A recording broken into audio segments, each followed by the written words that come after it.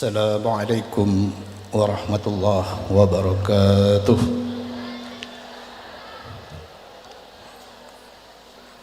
Bismillahirrahmanirrahim. Alhamdulillahi rabbil alamin. Asyhadu an la ilaha illallah wahdahu la syarika lah. Wa asyhadu anna Muhammadan abduhu wa rasuluh. Sallallahu wasallam tabaraka alaihi wa ala alihi wa ashabihi wa man tabi'ahum bi ihsan ila yaumiddin wa sallama tasliman katsira. Amma ba'd. Yang terhormat kepada Al-Mukarram Kiai Haji Khalil Yasin yang alhamdulillah hadir pada siang hari ini. Yang terhormat kepada Kiai Kakanda Kiai Haji Zuhri Zaini, pengasuh pesantren Nurul Jadid Paiton. Yang terhormat kepada Kiai Kakanda Kiai Haji Afifuddin Taha, pengasuh pesantren Al-Falah Pamekasan Madura. Yang terhormat kepada para masyayikh, para habaib, para pejabat sipil dan militer,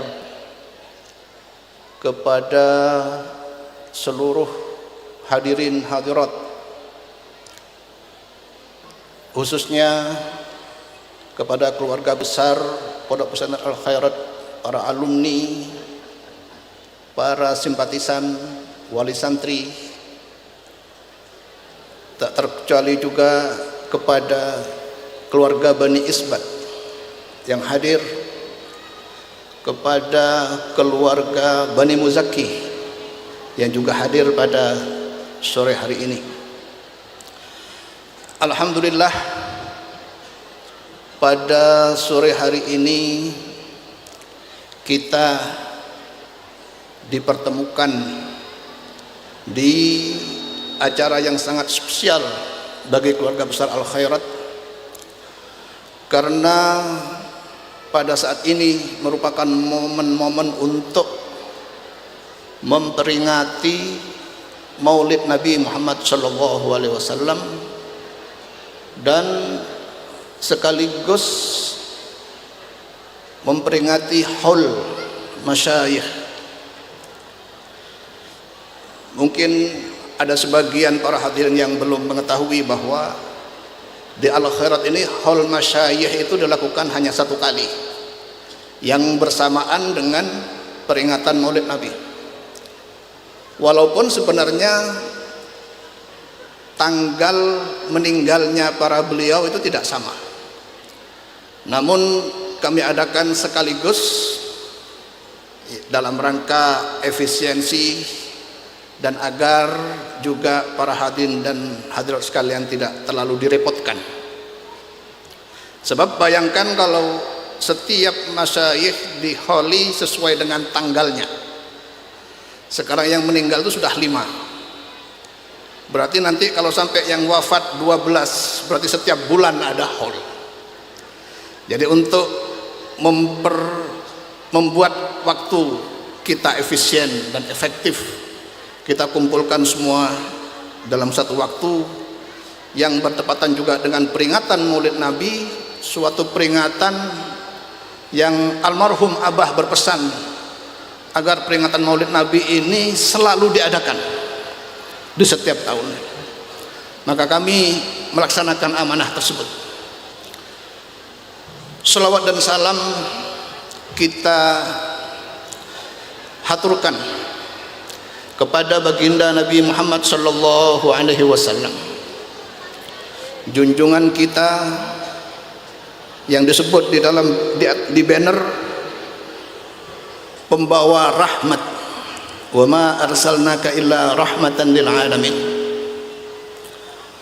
Sosok Nabi Rasul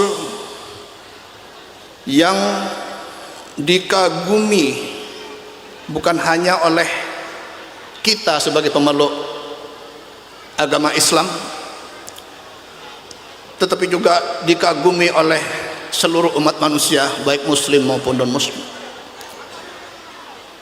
Para ulama menulis kitab-kitab memuji kehebatan, keagungan dan keindahan akhlak Rasul, memuji berkah yang disebabkan oleh beliau.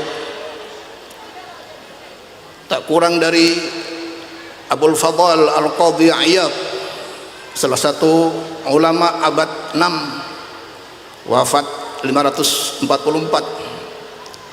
Beliau menyatakan di dalam kitab Asy-Syifa fi Ta'rifi Huquqil Mustafa, ketika menafsiri ayat wa ma arsalnaka illa rahmatan lil alamin, beliau menyatakan kana hayatuhu rahmatan wa mamatuhu rahmatan. Rasulullah membawa rahmat ketika hidup beliau dan membawa rahmat ketika wafat beliau. Tak kurang dari Al-Mukarram Almarhum Syekhuna Al-Fadil Al-Alamah Kiai Syuhud Zayadi, di dalam salah satu syair salawat yang beliau tulis, beliau menulis la ilaha illallah al-hadil mughnil hannan Muhammadun Rasulullah miftahu daril jinan, bahwa Muhammad Rasulullah adalah kunci untuk surga.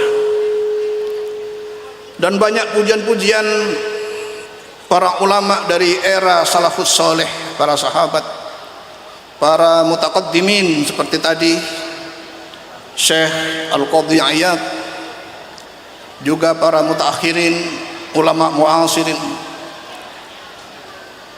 Dan cukup mengejutkan bahwa yang mengagumi beliau itu bukan hanya umat Islam. Kehebatan Rasulullah adalah empiris, kalau katanya orang akademisi, bisa dilacak secara sejarah sesuai dengan historis. Maka tak heran kalau yang mengagumi Rasulullah itu juga banyak terdiri dari orang-orang non muslim. Salah satunya adalah orang yang bernama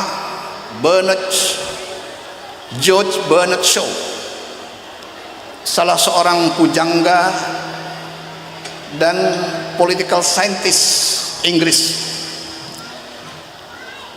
Dalam menunjukkan kekagumannya, dia menulis dalam bukunya The Genuine of Islam yang dia tulis pada tahun 1930. Dia menulis di situ, saya kutip, I have studied him,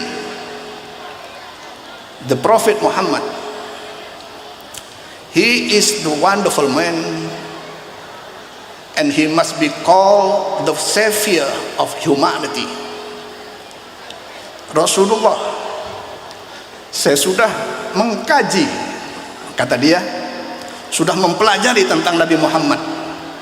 Dia orang yang sangat hebat, luar biasa. Dia harus saya sebutkan sebagai savior of humanity, yaitu penyelamat kemanusiaan. Nah, itu orang kafir menyebutkan itu. Nabi Muhammad dianggap sebagai penyelamat kemanusiaan. Kalau kita istilah Al-Quran dikatakan rahmatan lil alamin. Bahkan dia berandai-andai dalam buku tersebut, dia menulis, I believe, saya meyakini, if he were to assume a dictatorship, kalau seandainya dia jadi pemimpin dunia in this modern world, di abad modern ini,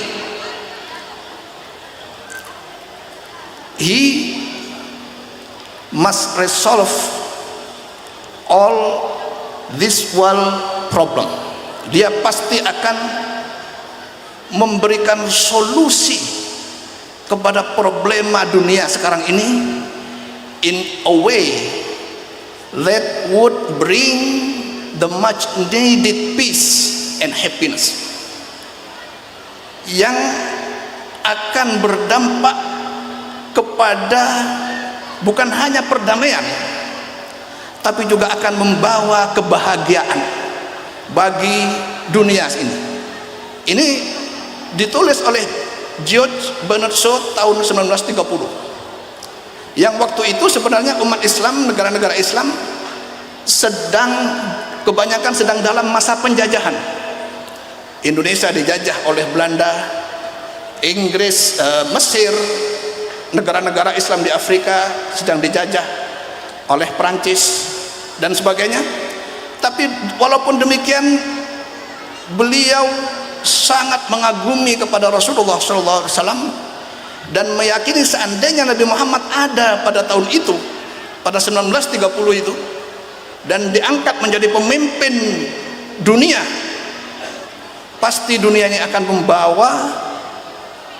pasti akan damai, bukan hanya damai, tapi juga akan harmonis dan bahagia.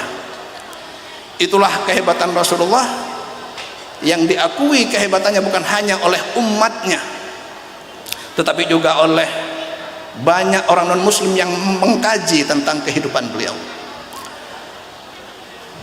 Para hadirin dan hadirat yang kami muliakan, oleh karena itu maka dalam kesempatan ini, kesempatan kita memperingati Maulid Nabi, kelahiran beliau, maka kita ingin mengingatkan, setidaknya ingin mendapatkan berkah beliau.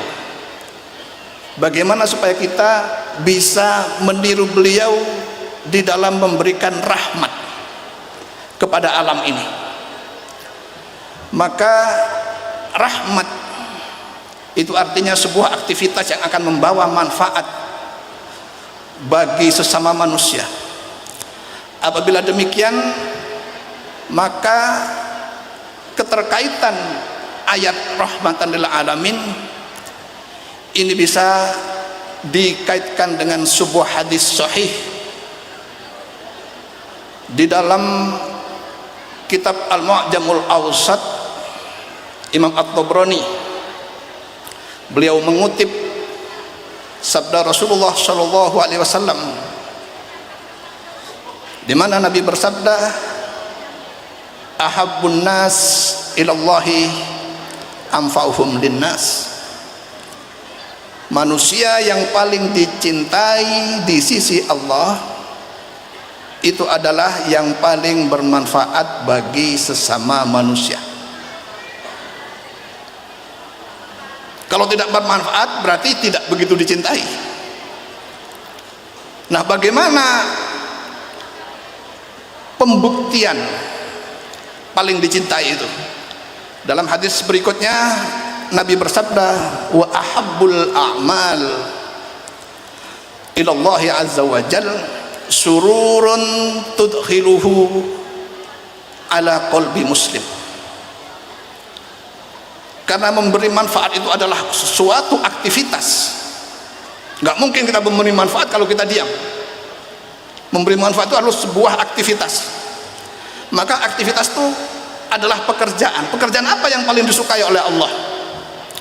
Maka pekerjaan yang paling disukai oleh Allah menurut hadis ini adalah sururun tudkhiluhu ala qalbi muslimin.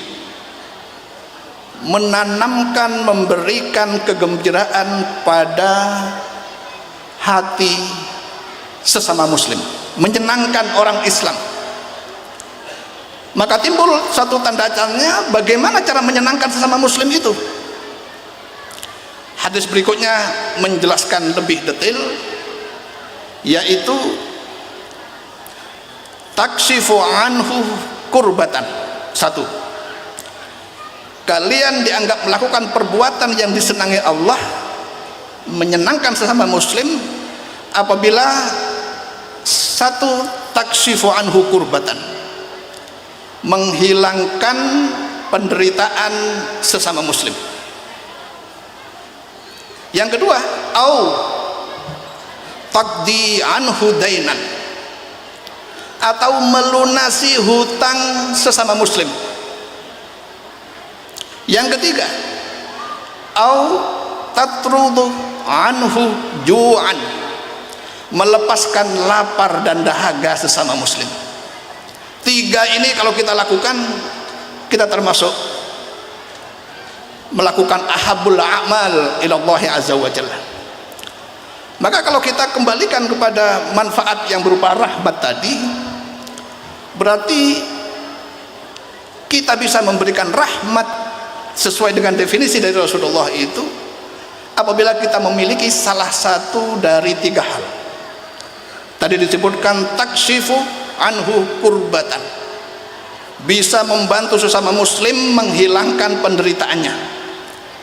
Menghilangkan penderitaan sesama muslim ini bisa membantu dengan ilmunya, bisa membantu dengan hartanya, bisa membantu dengan jabatannya. Berarti jabatan itu penting, harta juga penting, dan ilmu itu juga sangat penting. Yang kedua,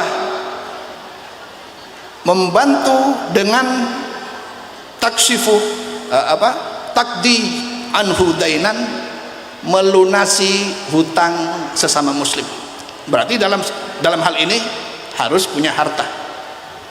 Yang ketiga, tatrudu anhu ju'an, memberi makan kepada yang kelaparan, itu juga membutuhkan harta. Maka kalau kita ringkas hal atau perbuatan yang paling disenangi Allah yang bisa bermanfaat kepada sesama muslim, yaitu apabila kita mempunyai salah satu dari 3 kelebihan. Satu kelebihan ilmu, yang kedua kelebihan harta, yang ketiga kelebihan jabatan. Jadi jabatan itu sangat dipuji oleh Islam selagi digunakan untuk membantu sesamanya. Harta juga sangat dipuji dalam Islam selagi digunakan untuk, selagi harta itu didapat dari hal yang halal dan digunakan untuk membantu sesamanya. Begitu juga ilmu. Oleh karena itu maka Al-Khairat sebagai lembaga pendidikan, kita memulai dalam rangka bermanfaat bagi sesamanya tadi, maka kita memprioritaskan sebagai lembaga pendidikan kepada keilmuan. Seberapa besar ilmu yang diinginkan oleh Al-Khairat kepada para santrinya? Nah, ini mungkin tidak banyak para hadirin dan hadirat yang tahu bahwa di Al-Khairat itu, saya dulu pernah ditanya ketika tanya jawab, ketika mengajar tafsir, Kiai, apa sih yang diinginkan Kiai kepada para santri? Bagaimana supaya kami ini disenangi oleh Kiai sebagai santrinya? Maka saya jawab, santri Al-Khairat kalau ingin jadi santri Al-Khairat yang ideal, itu ada 3 kelompok. Ini yang paling ideal. Santri Al-Khairat, putra dan putri yang paling saya sukai dan juga disukai oleh seluruh pengasuh insya Allah, itu ada 3 golongan. 1, santri yang sekolah pendidikan formalnya mencapai S3 dan pendidikan diniyahnya mencapai Ma'had Ali. Ma'had Ali ini level ketiga setelah ibtidai, tsanawi, Ma'had Ali. Itu tertinggi, yang paling kami sayang itu. Level kedua yang kami sangat sayangi adalah santri yang lulus S3 jurusan apa saja, yang madrasah diniyahnya lulusnya sampai tingkat tsanawi. Di tsanawi ini santri khatam Alfiyah Ibnu Malik dan khatam Fathul Mu'in. Santri ideal yang ketiga adalah apabila santri itu nanti pendidikan formalnya lulus S3 dan pendidikan diniyahnya minimal lulus ibtidaiyah. di mana lulus ibtidaiyah itu berarti sudah mengkaji alfiyah 500 bait dan Fathul Qorib khatam, di samping ilmu-ilmu yang lain. Maka pada kesempatan ini saya mohon izin kepada Kiai Khalil, ada sedikit distraksi acara. Kebetulan pada tahun ini ada 2 santri kami yang sudah lulus alhamdulillah S3 tingkat doktoral, yaitu Ananda yang ada di sana, Ananda Zaironi putra Bapak Mansur. Yang kedua adalah Ananda Amin putra Bapak Sulhan.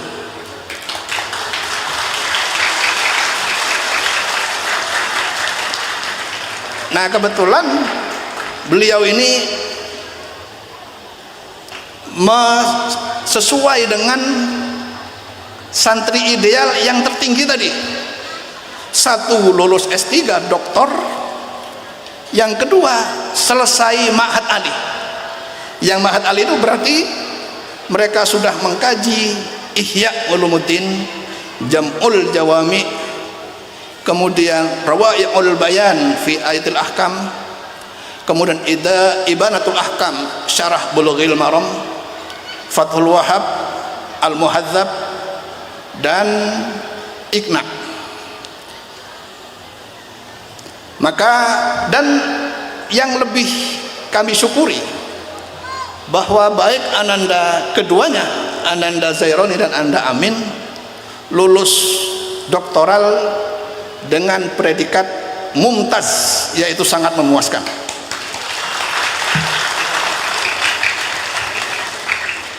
Oleh karena itu, maka sebelum saya melanjutkan sambutan ini, saya ingin memberi apresiasi khusus kepada mereka, bukan hanya kepada kedua Ananda tadi, tapi juga kepada kedua ayahnya, karena di balik keberhasilan seorang anak terdapat seorang orang tua yang hebat.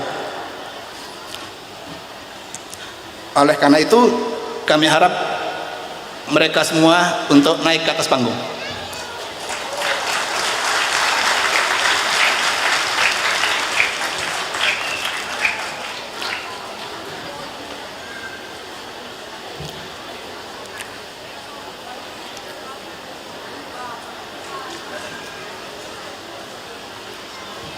Ya, silakan di sini. Yang sebelah kanan semua.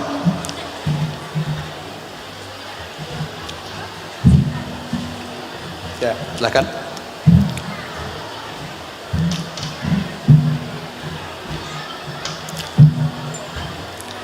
Inilah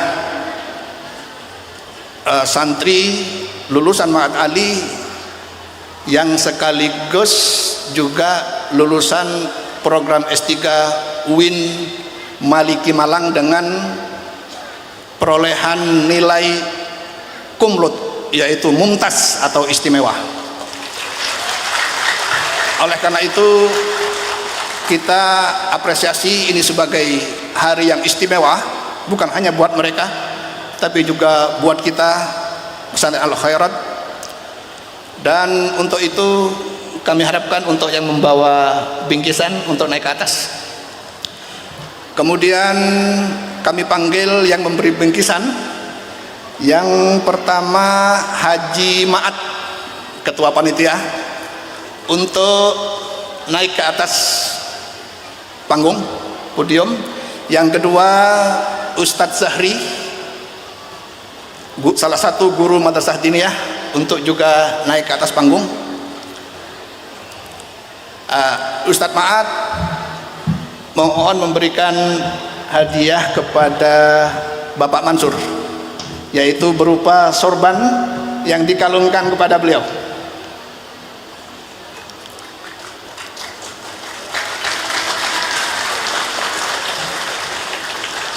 Kemudian Ustadz Zahri memberikan sorban kepada Bapak Sulhan, orang tua dari Ananda Amin Fatih. Harap diam dulu, nanti foto bersama.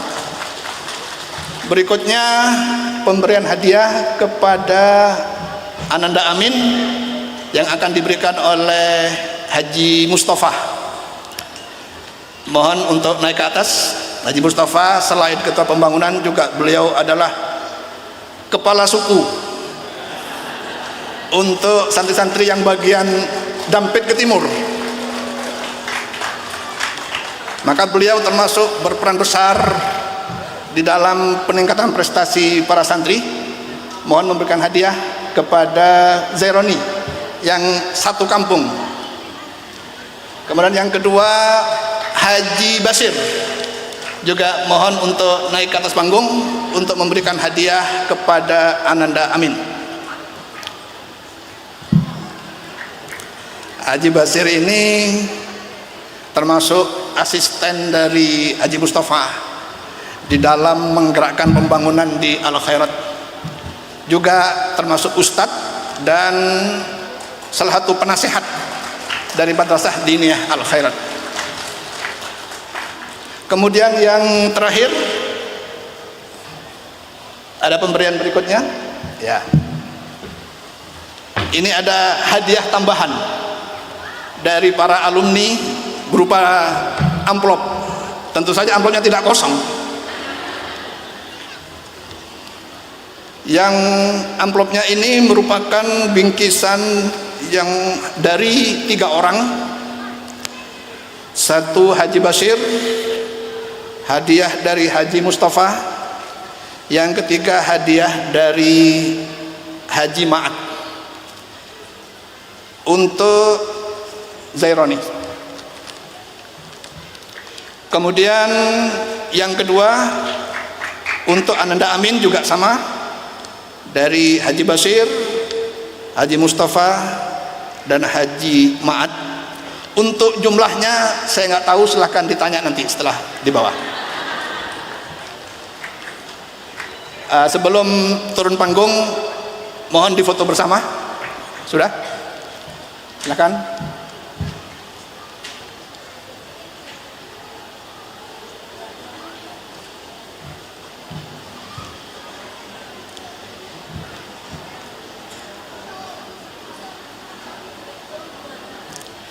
Ya, terima kasih. Silahkan kembali ke tempat masing-masing. Tepuk tangan semua.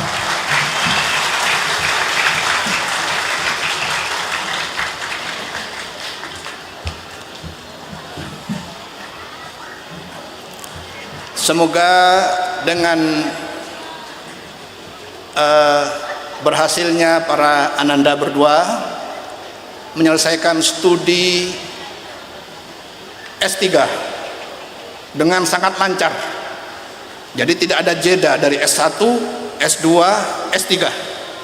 Semuanya langsung dan tidak ada jeda untuk ada hal lain, entah istirahat dulu atau gimana, tidak. Bahkan Ananda Zaironi ini S2-nya 2 di UIN Malang dan di Al-Qalam. Di Al-Qalam itu mendapat beasiswa gratis penuh. Sarannya apa kok dapat beasiswa S2 gratis? Itu salah satunya membaca Fathul Mu'in. Dan hasil membaca Fathul Mu'in nilainya 100. Berarti nggak ada salahnya.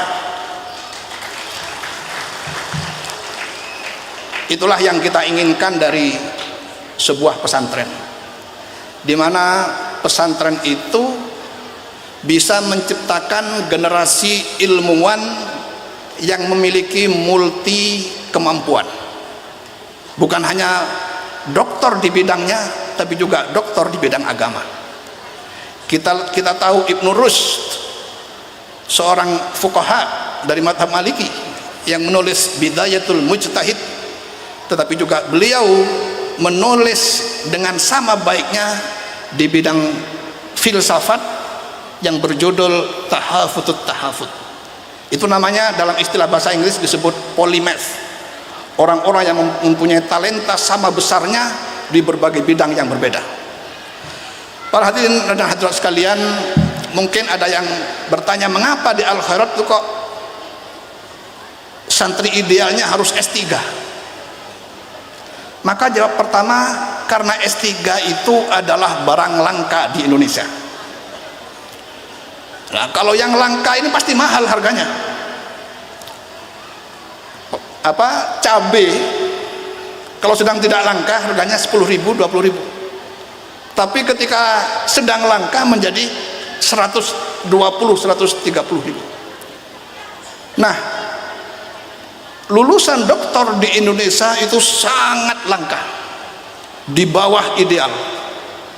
Menurut data statistik dari Kemristek, Kementerian Riset dan Teknologi, data 2022, lulusan doktor di Indonesia itu hanya segi persentase hanya 0,02, yang berarti dari 270 juta penduduk itu jumlah doktornya itu hanya 61.000 orang, yang berarti seperti di Malang yang jumlah penduduknya itu sekitar 3.500.000-an, ada yang bilang 3.800.000. Itu berarti kalau 0,02 itu sekitar 600 sekian yang bergelar doktor, sangat sedikit. Padahal semestinya yang ideal di sebuah negara, yang pemegang program doktor atau yang disebut dengan pakar itu minimal 10% dari jumlah penduduk. Jadi berarti makanya negara-negara seperti Jepang, kemudian Korea, Amerika, Inggris, itu rata-rata per 1 juta penduduk doktornya itu 10.000. Sementara di Indonesia per 1 juta penduduk doktornya 200. Maka kita tidak usah heran kalau seandainya kenapa umat Islam kalau perang kalah terus, karena kurang doktornya itu, yang buat senjata itu kurang. Maka itulah kemudian pemerintah sedang berupaya untuk menggalakkan program S2 dan S3. Supaya apa? Ya supaya tadi bisa memenuhi target 10%. Nah, kembali kepada Ananda tadi, karena mereka termasuk barang langka yang mahal harganya, maka mereka sekarang pun baru lulus sudah ditawar-tawar sama orang, dilamar untuk jadi apalah, entah jadi dosen atau jadi yang lain. Yang kedua, kenapa Al-Khairat mengidealkan lulusan doktor? Karena dengan doktor itu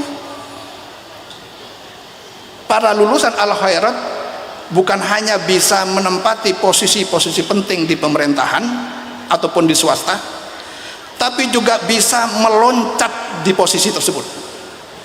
Sebab seorang yang lulusan doktor itu sudah memenuhi syarat: satu, untuk jadi dosen; yang kedua, jadi dekan; yang ketiga, jadi profesor; yang keempat, jadi dirjen atau direktur jenderal di bawah menteri. Itu syaratnya harus eselon 1 itu harus S3. Kalau soal menteri itu lain, karena menteri ini hubungannya dengan kader kepartaian.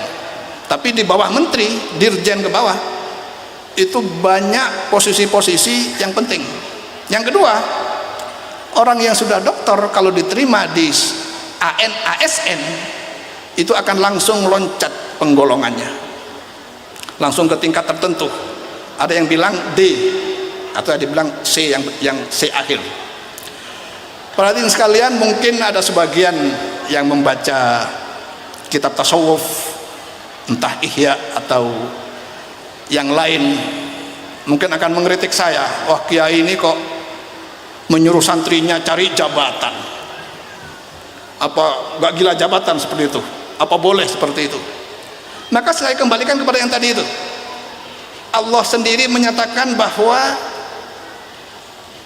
3 hal yang paling disukai apabila kita bisa memecahkan masalah sesama muslim.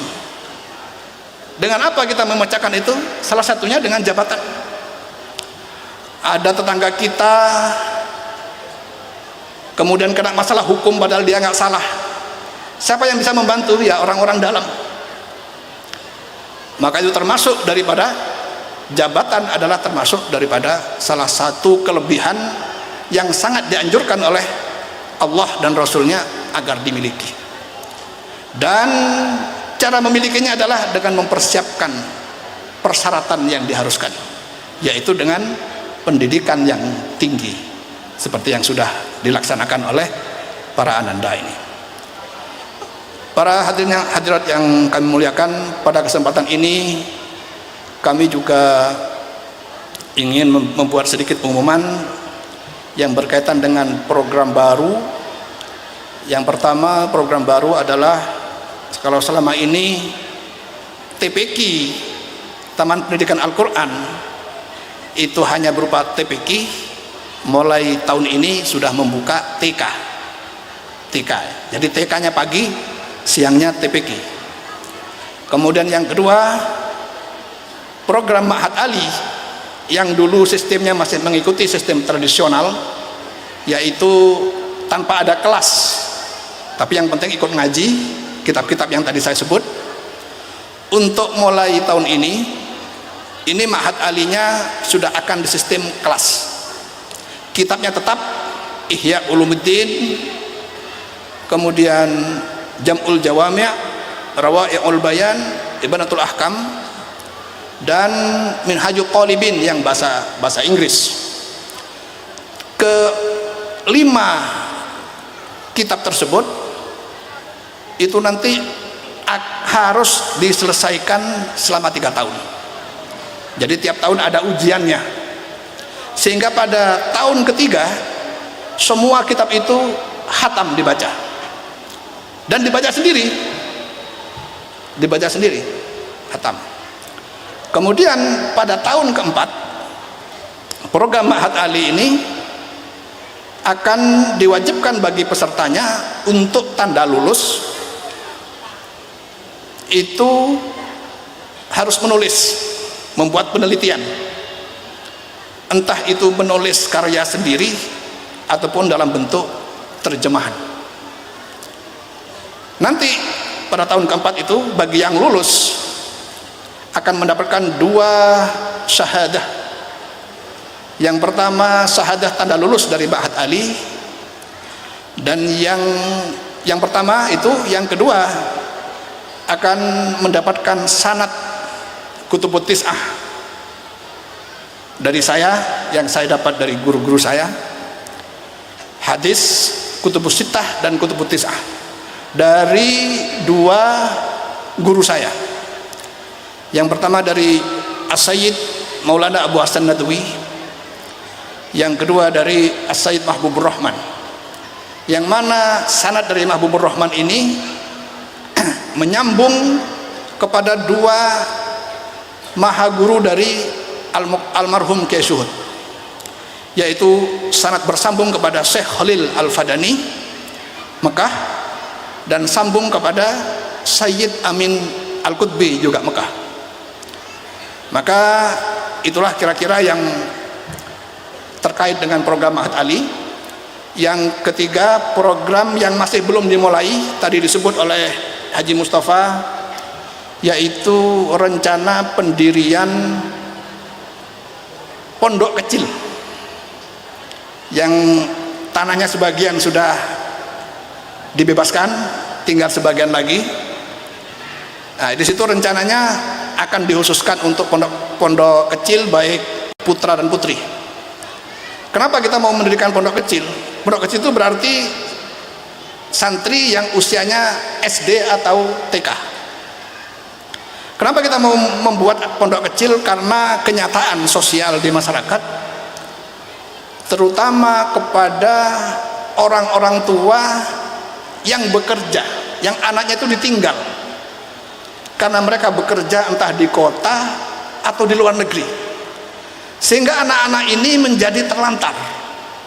dididik oleh kakeknya, dididik oleh neneknya, atau dididik oleh pamannya yang tidak begitu terurus, sehingga kadang-kadang ketika masuk usia SMP, masuk pondok itu sudah sulit ngaturnya, sudah kebiasaan nggak diurus di rumahnya.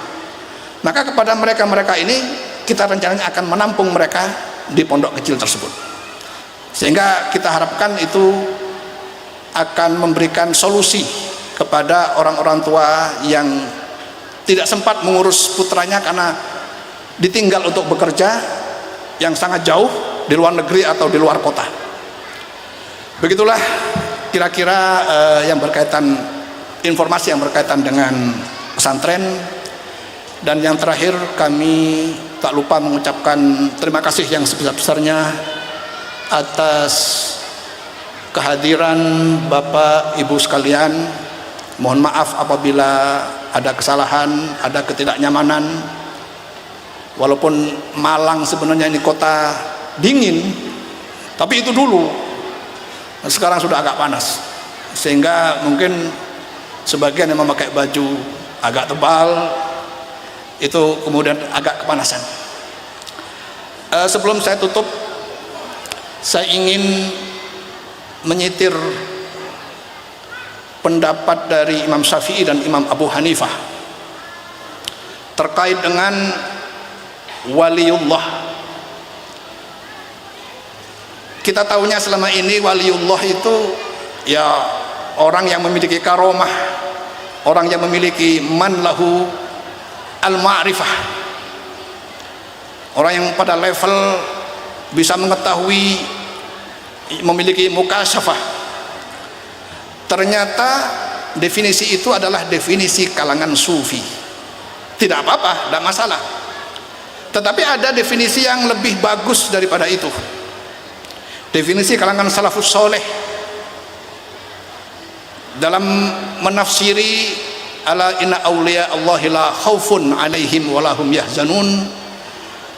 Ibnu Abbas atau Abdullah bin Abbas, salah seorang sahabat Nabi, mengatakan ketika ditanya man al awliya, man awliya Allah, Ibnu Abbas mengatakan alladzina dzukirallahu li ru'yatihim. Dalam kalimat yang lain dikatakan idza ru'u dzukirallahu, yang artinya apa? Wali Allah itu adalah orang yang ketika kita bertemu itu kepada orang tersebut kita langsung ingat kepada Allah, berarti orang itu wali Allah. Jadi ini tidak sama dengan tadi definisi yang ada karomah-karomahnya itu. Tapi kalau kita timbang-timbang, ini juga agak sulit bagaimana cara mengukur orang yang bisa membuat kita zikir kepada Allah. Maka kemudian ada definisi yang lebih mudah dan bisa diukur, yaitu definisi dari Imam Abu Hanifah dan Imam Syafi'i di dalam kitab Al-Faqih wal Mutafaqih. Khatib Al-Baghdadi mengutip dawuhnya Imam Abu Hanifah dan Imam Syafi'i yang mengatakan bahwa illam yakun awliya Allahi, illam yakun awliya Allahi waliyan falaisah lillahi waliyun. Kalau ulama yang tinggi ilmunya itu bukan walinya Allah, berarti tidak ada wali. Artinya apa? Artinya wali Allah itu ya orang yang alim itu wali. Ini definisi Imam Syafi'i. Dan oleh Khatib Al-Baghdadi dijelaskan. Jadi maksudnya apa? Maksudnya adalah kullul ulama al-amilin fahuwa waliyun min awliyaillah. Semua ulama yang mengamalkan ilmunya, berakhlak baik, sopan santun, bermanfaat bagi orang banyak, itulah wali. Maka dengan demikian pengukuran, standar ngukurnya gampang. Siapapun yang ahli agama dan dia tidak pendosa, dialah wali. Maka oleh karena itu dalam kesempatan ini semoga ini menjadi doa kepada kedua ananda kita. Mereka sudah memenuhi syarat untuk menjadi waliullah, waliyun min auliyaillah, karena sudah memenuhi syarat. Secara akademis sudah S3, secara agama, ilmu agama sudah ma'had ali. Demikian, mohon maaf atas segala kurangan. Wassalamualaikum warahmatullahi wabarakatuh.